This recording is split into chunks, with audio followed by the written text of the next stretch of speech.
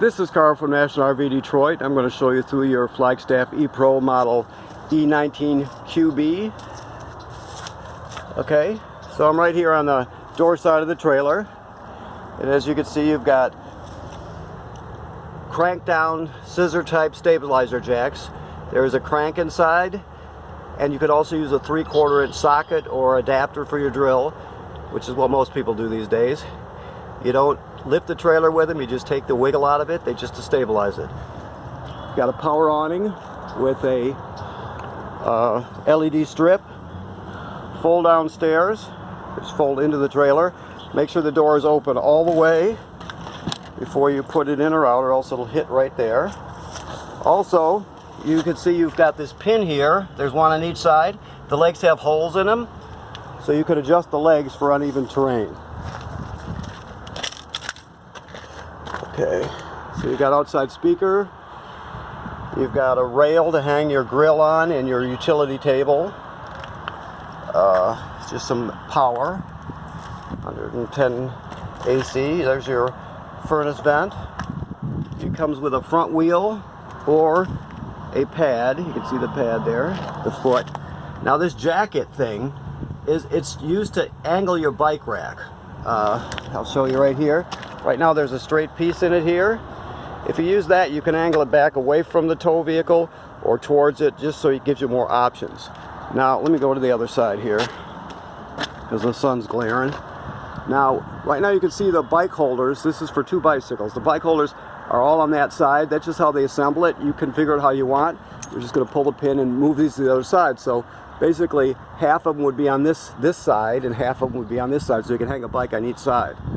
It's a really good system. It puts the weight up by the tongue where it should be, so it's actually a good system. You've got 2 deep cycle marine batteries in this RV. You have a power inverter, which inverts, it turns 12 volts DC into 110 AC. And then of course in the trailer you've got a converter, which does just the opposite. Converts 110 AC down to 12 volt DC, or over to 12 volt DC, I guess. Also there's solar panels on the roof. You have a kill switch right here. I'm just below the off door side tank. You can see the red key right there. You just turn that off to kill the battery. So that kills the connection between the battery and the rest of the trailer, or batteries in this case, and the rest of the trailer. Alright, you only turn that on, or disconnect it I should say, when you're going into storage for a period of time. You've got 2 20-pound LP tanks. This is the LP regulator here. This is an automatic changeover regulator, so it'll draw this tank down, then when it's empty it automatically switches back and forth between the tanks when they empty. This is not a tank selector, it's just an indicator. You can see it's got a marker right here. You could point it at this tank and it's green, just like it was with this tank. It's telling you that there's gas in the tank. If it turns red, it's telling you it's empty. That's all. Okay? Power tongue jack with a hitch light. Your power cord, which is 25 feet long and 30 amp. You have your city water connection, which is what you'll normally use to hook up your trailer. You just put the hose on there, turn on the water, and you're pressurized, ready to go. Now if you go to a park that does not have plumbing on the campsite, this does have an onboard water tank, and you fill it right here. And you can fill it here. You turn on the 12 volt pump inside the trailer, and it's all ready to go. So even if you go to an older state park without plumbing on the campsite, they have a fill station when you first go in. You can still have all the water systems working. You'll have the toilet and the shower and the sink and all that. Okay, this has to do with winterizing the trailer. You will draw the antifreeze in through this port. Now I'll mention that basically this water heater has to be bypassed like every other water heater before you put antifreeze into the system to winterize it in the fall. So you have to learn how to, if you're going to winterize it yourself, you have to learn about the valves there on the back of the water heater. So keep that in mind. This one right here has a switch out here for the electric, right there. It's in the lower left-hand corner, right there. Let's see if I can get a picture of it.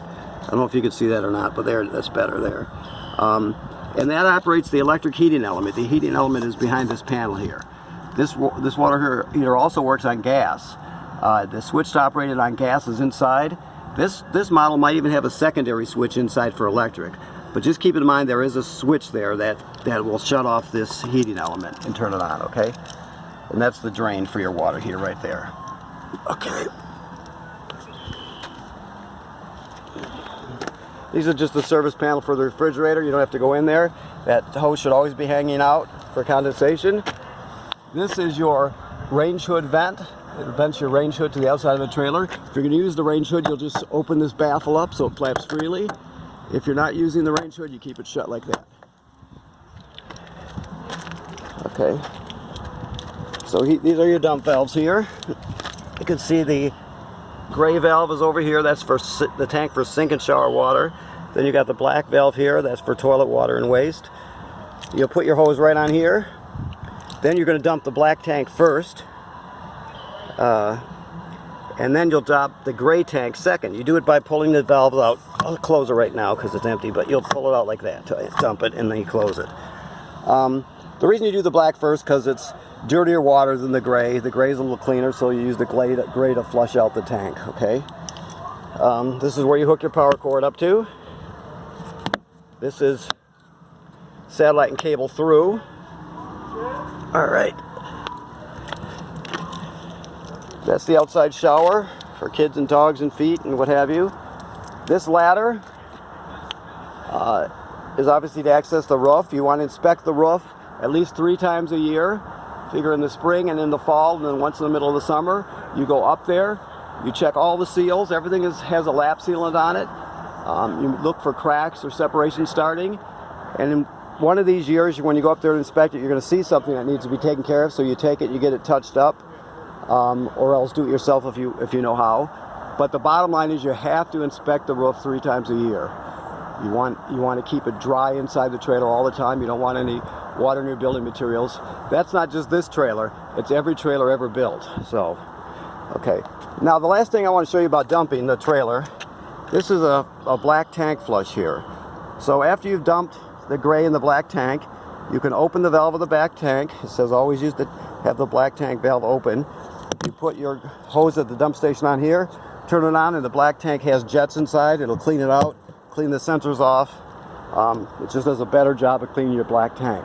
One last thing over here, this is the housing for a backup camera. This is pre-wired for a backup camera. If you get one, it has to fit in that housing. That's a Furrion housing. We sell the cameras here. You can talk to our parts people. But the bottom line is if you get a camera, it has to fit into this housing that it's designed for. Okay, so let's go inside. All right. See if we can get a little light in here. Okay, so we have a bit of light. There's your awning light there. Extend the awning. You can do it this way. That's all you do is roll it out. You roll it out till you can see the awning tube, basically. Then you know you're out all the way. The slide out, which is out right now, you just push the button in or out and hold your finger on the button until it stops. All right. Okay, so here we are. I told you there was an inverter.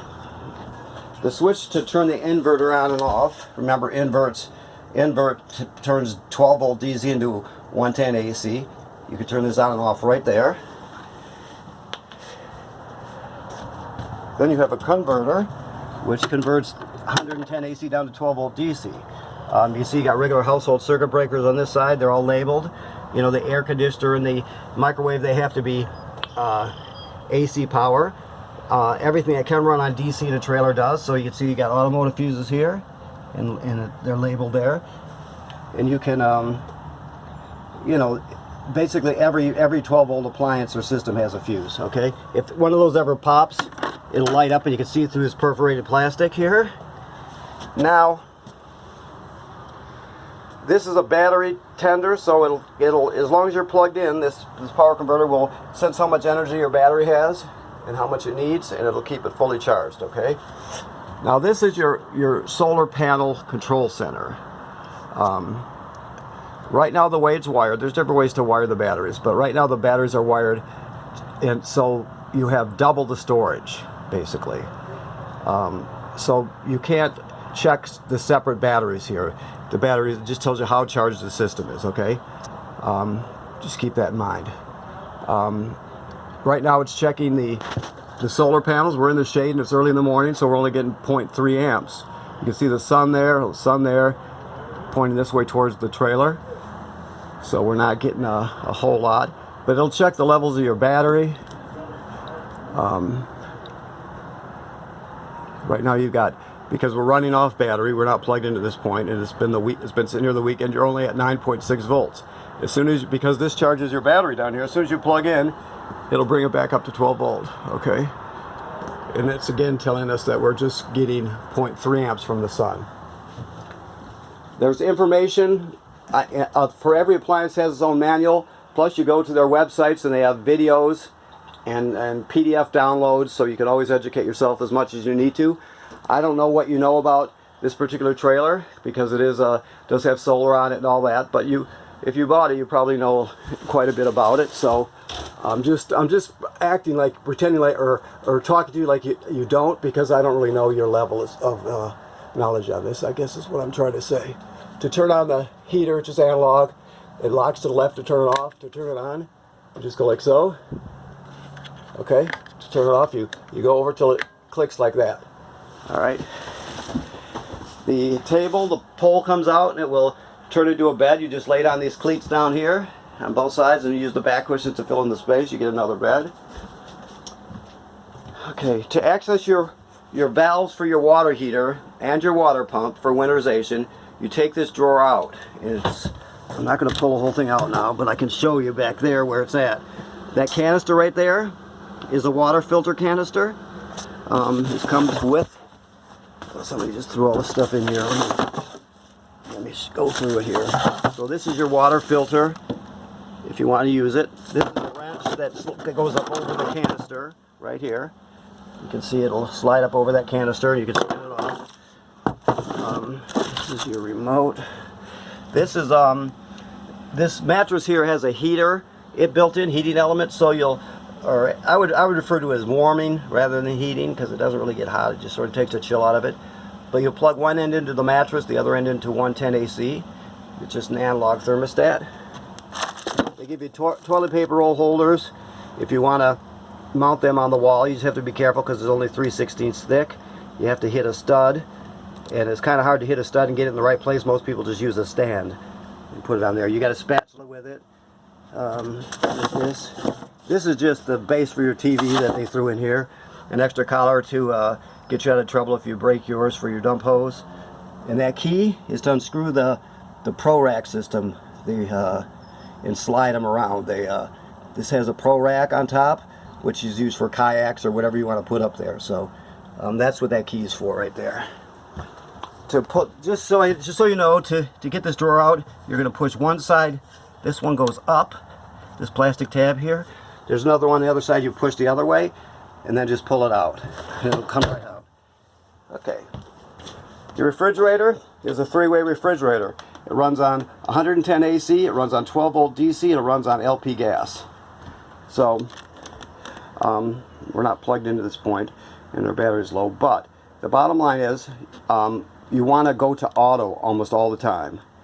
If it's on auto, that means it searches for 110 AC first. It has like a set of parameters that it goes through, and the LP gas will be last. So it'll just keep searching for an energy source till it finds it. So therefore, if you're using campground AC power and there's a power outage, it'll automatically switch over to gas, for example. So, but you can, DC is 12 volt. That's AC. That's LP gas. You can push the buttons and select whatever energy source you want, but automatic is always a good way to go. Okay. All right. Microwave works like any other microwave. I told you about the range hood. There's a fan and a light. And remember to open the baffle if you're going to use it. This, you just light it up with a lighter. You turn it on and light it, just like a grill. The water works like any other water. You have this here for power, right? And then there's another one over here, if I'm not mistaken. Yep, another one right there. So there's more power strips with USB charge. All right. The bathroom, first of all, it has a fan, 4-speed fan. It's got a vent cover over the vent, so you can open it up in the rain and while you're pulling it and things like that. You select the speeds right here. 1, 2, 3, 4, like this. 1 and 2 are quiet, 3 and 4 are loud. 4 is like, will just about pull your hair up into the fan. You know, it's so powerful. I'm being a little overstating the case, but it's strong. And then you raise and lower the vent here. You should always run it on at least one when you use the shower, because you want to pull the humidity out of this trailer. This trailer is built very, very tight, so it's energy efficient. So you want to vent the humidity out. This works like any other shower, except it has a feature called a water miser, which is right here. Okay, so when it's just a water recycler, basically. The idea is that you're not going to fill, while you're waiting for the shower water to get hot, you're not going to dump all or put gallons of water into your fresh or to your gray water tank, or you're not, if you're using onboard water in your demand tank, it's not going to use up that water either. So you're just conserving water. I went a long way to say something simple. You're just conserving water. So when you put it up like this, it'll recycle the water round and round and round. It won't go into the tank, and it won't drain water from your fresh water tank. So you put it like this, and eventually will turn bluish, and you'll see it change color. Then you just flip it to normal mode, and it'll work like a regular shower. So this is the water miser. There's literature in the packet, plus you can go to their site and look at their videos. It just recirculates water so you can conserve it. It also, by the way, if you're in a drought-ridden place like California and you're hooked up to city water, it's not going to waste that water either. It's here in Michigan, we don't have water shortage or anything, but it also works for that. All right, so the sink works like any other sink. This GFCI right here in the bathroom, all the plugs in the trailer are wired through this one right here, even the one on the outside. So if you're using a coffee pot outside and it pops it, you're going to reset it here. The toilet works like any other toilet, RV toilet I should say. The bottom line is that you use it like a regular toilet, but you have to start using it, you have to have water in it plus some chemicals. So you get to the campground, you hook up your water hose, you hook up the power, you come inside here, and then there's the flush pedal there. You'll step on it, and because we're hooked up to water, it'll come swirling out and start filling up the bowl. Right, directly below us is the black tank. All right, so what you'll do is you'll come in here after hooking up the water and the power. You'll put your a dose of chemical in there, whatever chemical you use. Just read the directions to see how much. So you'll dump the chemical right there. Then you'll step on the pedal and put about a gallon or so of water in there, maybe 2. It doesn't have to be exact. The bottom line is it can't be dry, and it has to have chemical in it to start off using it. So you always do that. If you're going to stay at the same campground and you had to dump your tank and you're still staying there, you would come back inside after dumping your tank, repeat that procedure. Put chemical in there and flush. Now, when you flush this, it'll only fill about here. That's so it can't splash out of the bowl when you're towing it down the road. So here, there's a spot. Let's see if I can get this with the camera here. See, I'm pushing it down and the trap's not opening. That activates the water valve. So you can fill this as high as you want before using it. You just have to remember you got to do that each time before using the toilet. But you can set the water level each time. All right, so I think I went through this whole thing here. Not quite. I showed you the awning and the slide room. I told you it has an onboard pump. That's right there. Now, I showed you for the electric water heater that there's a switch in the lower left-hand corner on the outside of the tank outside. You can turn that on and off. That's a holdover from when they didn't have an electric switch inside the trailer. Some trailers still don't. This one does. So keep in mind, you can leave that on, the switch outside, and then just use this one right here. Always make sure there's water in the tank before you turn on any kind of heat source. To light it on gas is right here. So it's that simple. to check your levels, your battery, which is almost dead, but it will be charged by the time you get here. Fresh water is empty. You can see it will graduate up in 1/3 increments as you go. The black tank is empty, and the gray tank is empty. So those will graduate up. Once you get past 2/3, you're going to have to start thinking about dumping it. Okay. The air conditioner, the controls are just right here. Just the front one's or the rear one, I guess you would say, is temperature. The front one up there is 2 speeds with the fan and 2 speeds air conditioning. Also, this is the Wi-Fi Ranger. So what this does is it creates a private network inside your trailer. So what you'll do is you'll find, once you turn it on, you let it warm up for a minute or so, and you look on your phone Wi-Fi, and right here this was called Sky4 LTE 6609, right? So that's how you identify your Wi-Fi Ranger. To see what the Wi-Fi Ranger sees, you'll be able to go to this URL here on the bottom, and that's your web page for your Wi-Fi Ranger. The temporary password is Change Me Now 6609. So you can set whatever password you want. So the bottom line is you put your password and login credentials on all your phones and tablets. So when you get to the public Wi-Fi, you're just going to go to the web address. You're going to find the public Wi-Fi and link to it. Log on to it if they give you a password, whatever. It's a signal booster that works really, really good. It has a built-in firewall, so you're just going to have better free Wi-Fi. Now there is a paid function for this that you would only use basically if you did business from your trailer, I guess, like some people do. But it's a paid service with your phone company, whoever your provider is. You'd basically get another SIM card, and you'd have to pay another service just like you had an extra tablet or phone.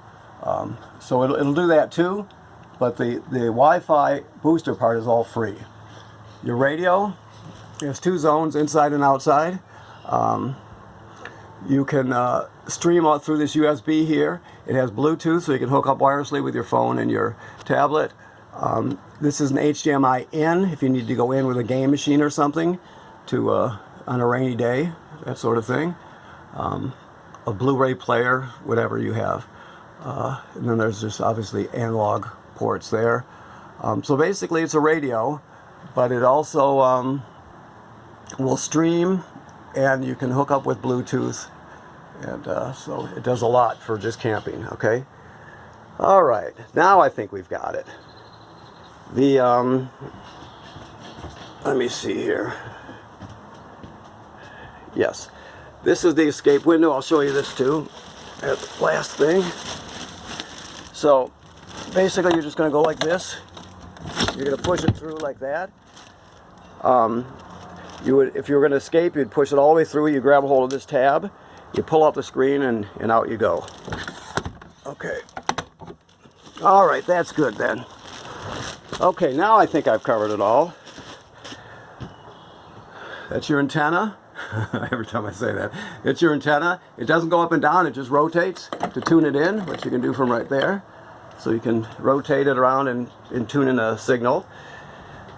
It's a good antenna. Anything you can pick up over the air at home, you know, basically if it's broadcast, it should pick it up. That's the bottom line. So, okay. So this is, like I said, this is Carl from National RV Detroit. I want to thank you for buying this trailer from National RV. If you have any questions or issues, you just call us. Like I said, there's also all kinds of literature in the trailer, plus online, videos and PDFs, that sort of thing. So, thank you very much, and goodbye.